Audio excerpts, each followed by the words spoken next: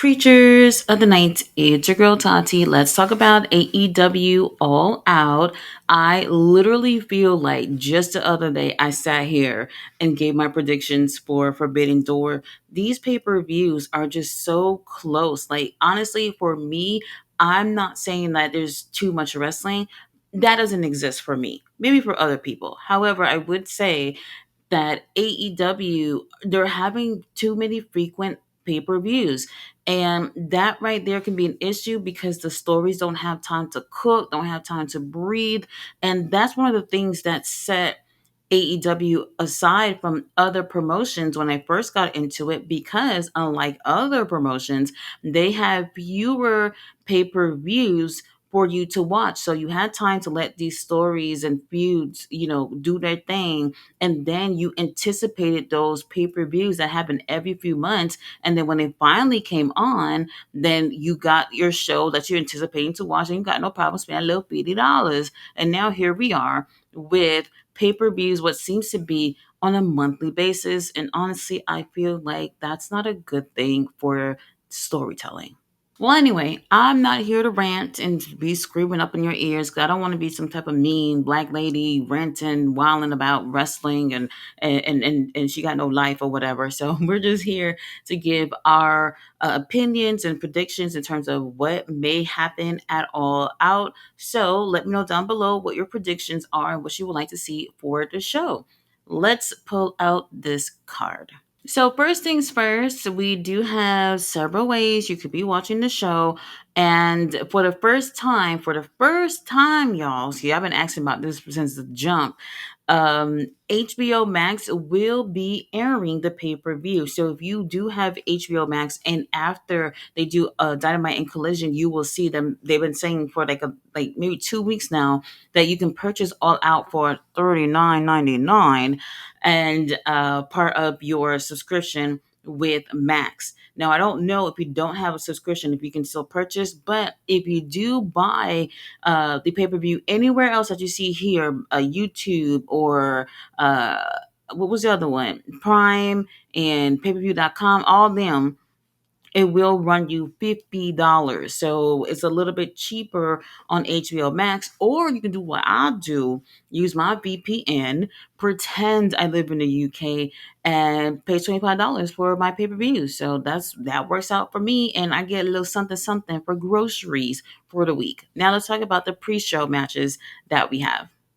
All right, so here we have our first match in the tailgate brawl. So they haven't called this a pre-show. This is a tailgate brawl, whatever the hell that means. So the first match we do, well, look, I don't know the orders. I just put things on the slideshow. That's it. We do have the ladies again in 8-man tag, and to be honest with you, I'm a little annoyed with it because this is like literally every week thing, and it's a seeing girls every single time. So we do have Willow Nightingale teaming up with Mina Shirakawa, Harley Cameron, and Queen Aminata to go against Sky Blue, Julia Hart, Penelope Ford, and Megan Bain. I love all these girls here, but I honestly do not care. I do not care. And I sad to say this, but it's like we're getting this literally every week, and I wish it would be something different. They have all these matches on the card, and the least they can do is just add more women on the main card. Like, what's the problem with that? I don't see what's the problem with that. So when it comes to the women, they only put the women titles on the main card, which I do feel like is kind of stupid. If anything, the baby faces I think might take the win. Now, instead of them putting the trios title on the line, they have Samoa Joe teaming up with Powerhouse Hobbs. Lord have mercy, Powerhouse Hobbs. Oh my God. To go against the workhorsemen, which is JD Drake and Anthony Henry. Anthony Henry, oh my God. Anyway, I love both of these teams, but for me, I think it's predictable in terms of where it's going to go. But I am happy to see the workhorsemen getting some pre-show, pre-card thing, pay-per-view, whatever time. So I do appreciate that. But why aren't the trios titles on the line? And y'all saw what happened last pay-per-view for Forbidden Door. They conveniently remembered, oh wait, we have trios titles on this roster. We might as well put it on the pre-show. And that match was so rushed. I don't care what anybody said. That match was so rushed. So this time, instead of the trios titles on the line, it's just tag team action with Powerhouse Hobbs and Samoa Joe. But I am interested to see how just those two do together as a team. I do think that Powerhouse Hobbs and Samoa Joe are going to take the win. Now we have Garcia versus Shibata 3. So if you have watched Ring of Honor, then you've already seen the other matches. For me, I actually don't know where this is going. So this is why Shibata can't be defending the trios titles with the rest of the ops.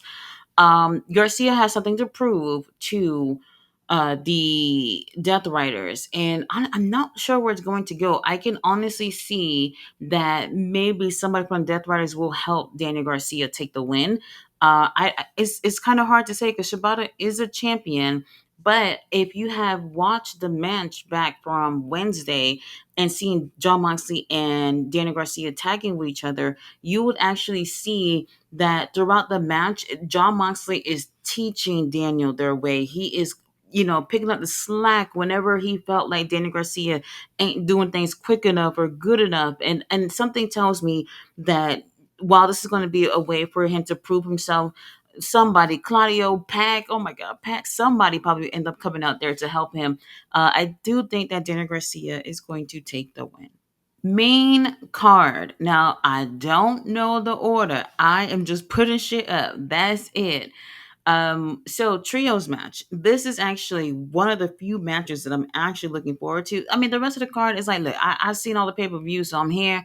But this one I'm actually looking forward to. We have the Hurt Syndicate. Yes, the Hurt Syndicate, all three of them. MVP will be in the ring to go against Gates of Agony and Ricochet. This is something new. This is something different. This is what we want. We want something that doesn't feel like we've already seen it already. We got a chance to see a couple of them have interactions with each other in terms of actual matches. But I don't know where it's going. Her Syndicate definitely are baby faces in this situation. And this one is hard to predict. But like I said, one of my favorite matches that in terms of the card, I'm like, look, I know this is going to be a fucking banger. So I can't wait to see where it goes.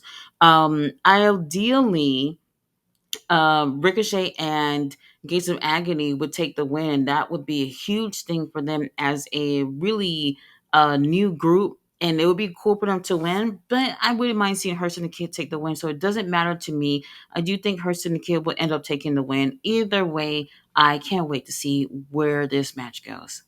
Now, this, I am so disappointed about this. I don't care how good the match could actually be.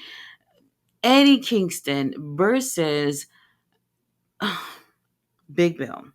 I have no problem with Big Bill. We love you, Big Bill. The point is Eddie's been gone. I think they said 16 months. So that's like a year and a half of him not being able to compete. And, he's been injured. And if you guys have been watching New Japan at least, then you've seen his last match for the Never Openweight title against Gabe Kidd. And Gabe Kidd and Young Bucks, they're responsible for why he has not been around all this time. And I figured that when he get back, he'll get his hands on the Death Riders, get his hands on the Young Bucks, something related to why he's been gone. And instead, we got Big Bill calling him out like 2 or 3 times already.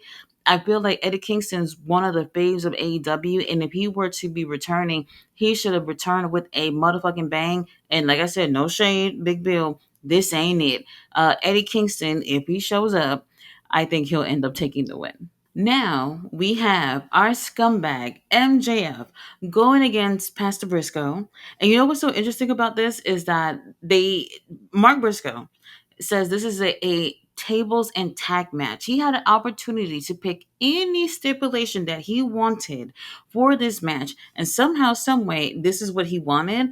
He could have did something. No, you know what? My choice would have been to really put the stakes up high as fuck. Would have been MJF's contract. That's what it would have been. I would have said, "Look, bitch, I want this. I want the contract.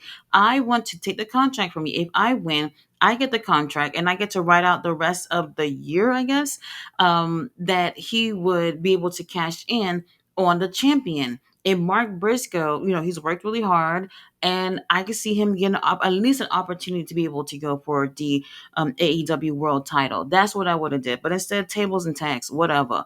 MJF is going to be having a match with Mystico the night before. I do believe that he's going to lose the CMLL lightweight title, but I do feel like that's going to be what really sets him off and damn near kill Mark Briscoe in this match. And I see MJF taking the win here. All right, the coffin match, we have Darby Allin versus Moxley. Moxley has been killing it. I don't care what you have to say about John Moxley. I don't care if you're tired of death or whatever. That man has worked literally every motherfucking week since God knows when. He has been putting in the work, absolutely been putting in the work. Now, I have been feeling for quite some time that this may be the last match that we see Moxley in a while, because like what happens, John Moxley loses and Darby Allin, like what, like something about it feels a little bit weird for John Moxley to just get in that coffin and we don't see him for a long time. Now that I think of it, shenanigans, there's going to be shenanigans with the Death Riders. I can see Claudio getting involved. Wheeler Yuta ain't doing anything anyway, he'll probably get involved. I don't know where it's going, to be completely honest with you. This one is another tough one to predict, because I'm also thinking about what happens if either one of these guys loses. Darby Allin, I mean, he could take an L, it's whatever, but John Moxley is the leader of the Death Riders, and he just got a new guy in the group. If anything, this can also be an opportunity for Daniel Garcia to prove himself with the Death Riders to help John Moxley win. Or, like some people have been saying, that Daniel Garcia will actually turn on the Death Riders by getting involved in helping Darby Allin. This is a possibility. And the only reason why I've actually entertained this idea was because if you have been paying attention, Daniel Garcia, since he's been part of the group, he has not worn anything related to Death Riders. And I kept saying, let me wait until I see him actually have something that symbolizes that he's actually part of the Death Riders. And I know you're probably thinking that's nothing, but I really do feel like a little detail like that is important, because if he was walking around with the Death Riders emblem, then they made it feel more like he's part of the group. But we'll see if Daniel Garcia is going to end up helping John Moxley or not. I actually don't know which way he's going to go for this one. All right, Mercedes Moné versus Riho. CEO will retain. That's it. There's nothing else to talk about here. Riho, I do like her. I just, it's just another thing. Like I do feel, what is it, like 30 something days maybe until Mercedes were to be the longest reigning TBS title holder. I feel like the company are actually going to break Jade's title reign, I guess, so that they can have someone that they actually want in the history books of AEW. I don't know. Whatever the situation is, they're going for that. So Riho not winning, but it's nice to see you again, Riho. Next, we have another match that I'm anticipating. I can't wait for this one. We have FTR going against our stepdaddy Christian and Uncle Adam. And I said this on Wednesday. I said, I bet you Dax's nose is broken. The way the blood just fell down his face, I said, oh, that nose is gone. And Dax did confirm on Thursday that he went to the doctor and they said his nose is severely broken. Now, the situation is that I think that people were expecting to hear that the match was going to be off. And you know how wrestlers are. They don't care if they have to get in the ring in one limb or in 50 pieces. They're going to get in there. So he said that they're still going to be doing the match despite his nose being broken. Now, that's all we know for now. I don't know if anything will change by Saturday, where maybe they might say, you know what, we don't want to take any chances. Let's not do the match. Whatever situation is, so I'm feeling like this. There's a possibility that they may not go with this, but we'll see. I have been waiting for this for a long time. I absolutely hate the builds for this. This past month of this have not been strong at all. There's been history with Adam and FTR with them being friends and then things falling out, sure, but there was a long gap in between that. And now here we have this past month where we didn't really get many interactions with these two groups, and FTR have literally been wrestling every other show while we barely saw anything from Adam and Christian. But that's okay. Overall, I have no clue. I don't know where this is going to go either. I actually would be cool with any one of these teams winning because I do feel like the feud is going to go further with this crew.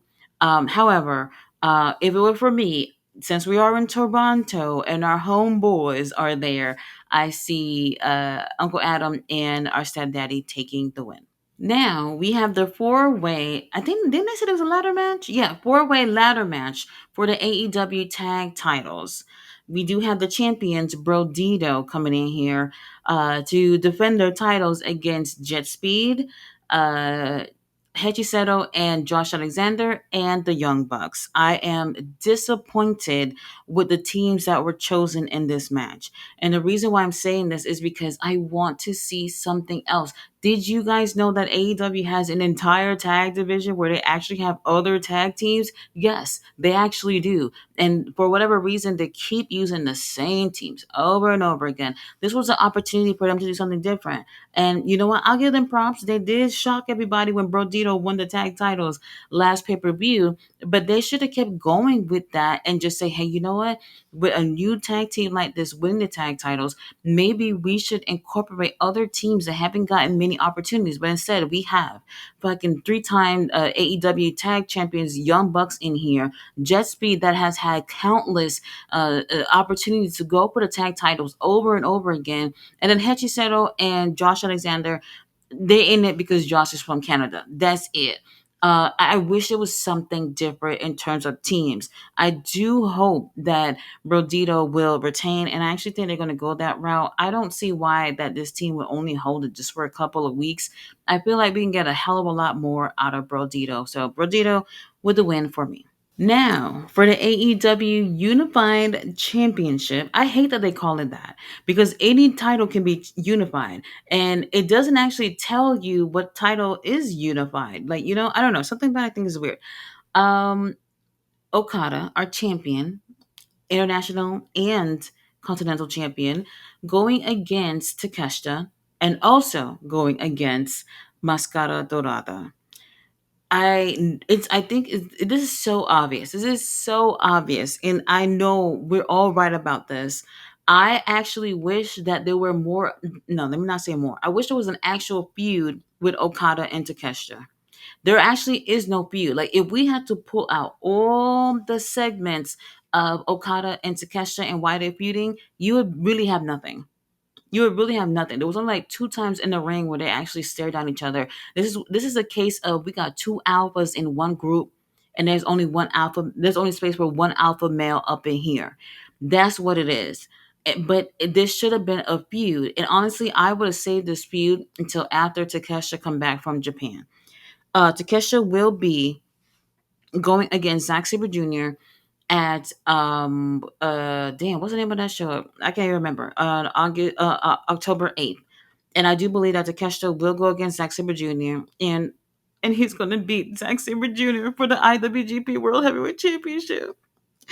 I do believe that will happen. But when that ends up happening, Takeshita, he's not gonna be in AEW. Like they don't play that. When you are the champion in New Japan, you that's all you're doing. That's it.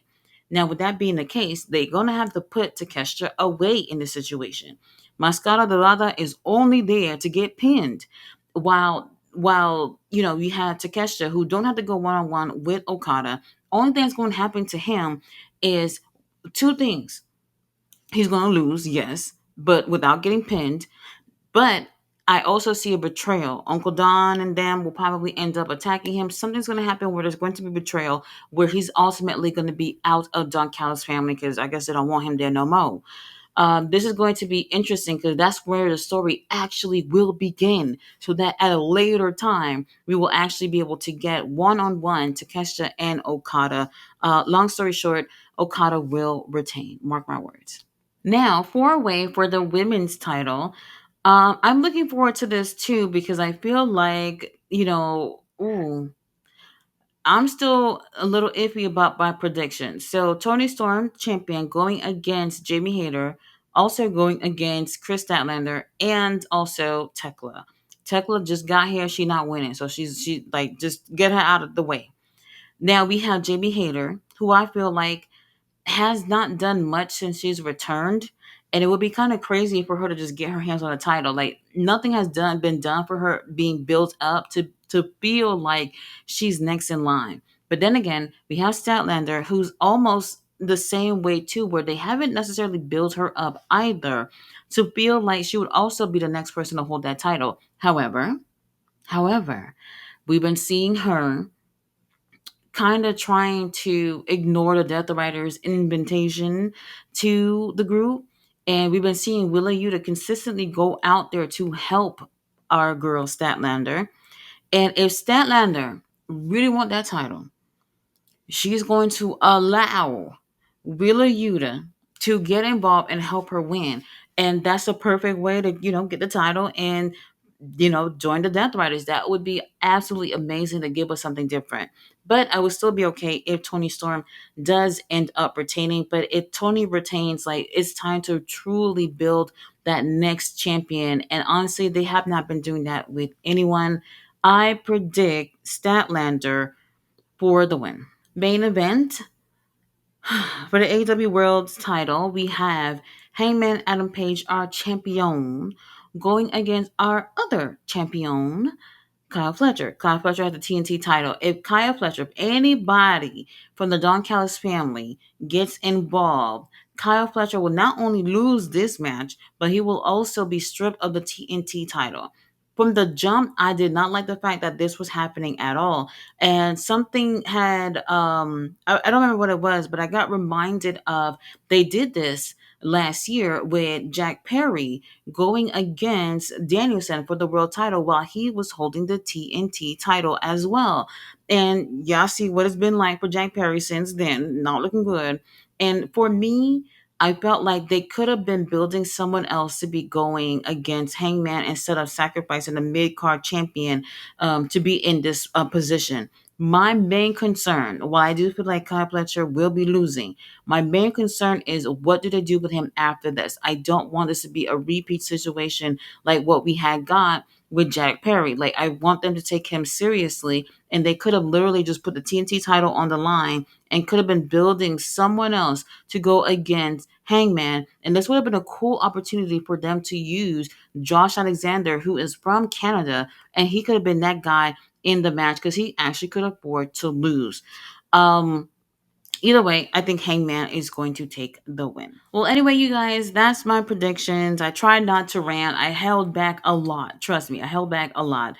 But let me know what you guys think is going to happen at All Out. I will be doing a live stream starting with the pre-show and into the main card. And if you can't stick around for that, I will also be doing a review on AEW All Out. See you guys Saturday for the pay-per-view. Bye.